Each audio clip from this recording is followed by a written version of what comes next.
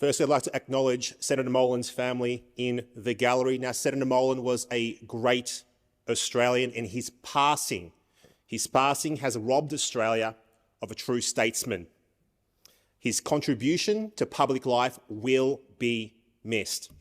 Now, Senator Molan, he loved his country, and he dedicated himself to the service of his country every single day. Now, throughout his long and distinguished career, he sought to defend our nation, and he never shied away from a fight.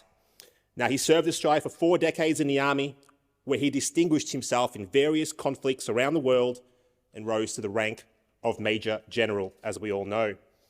Now, his sound judgment led to a senior appointment running the multinational task force in Iraq, yet when he retired from the army, he didn't rest on his laurels. No, he didn't. He threw himself into the defence of Australia once again, this time helping to design Operation Sovereign Borders to protect our country from the uncontrolled flow of unauthorised arrivals that threatened the integrity of our orderly and humanitarian refugee program.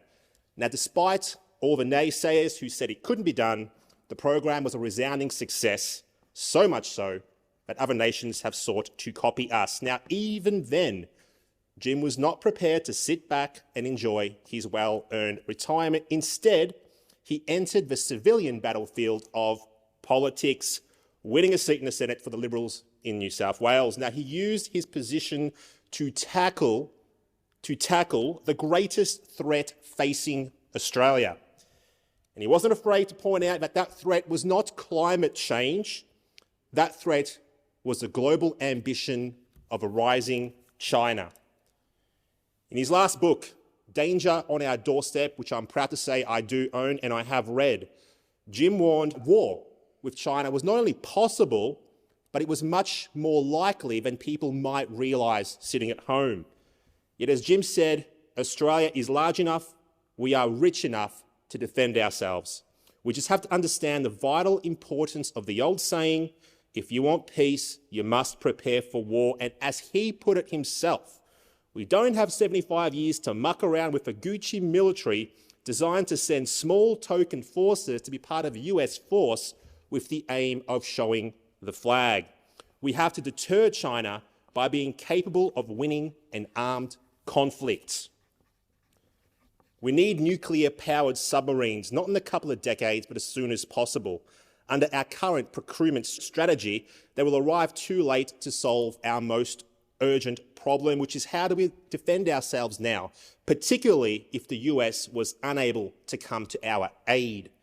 Now, we need to strengthen our military. We need to become more economically resilient, and we need to be psychologically battle-ready. Now, instead of dividing our nation along racial lines, which some have sought to do, and looking backwards with shame or anger, we need to unite as a people, proud of our achievements, forward-looking, and most importantly, ready to defend our country. Now, Senator Molan was a rare man. In this day and age, a man who insisted facts, however unpleasant, must direct our thinking.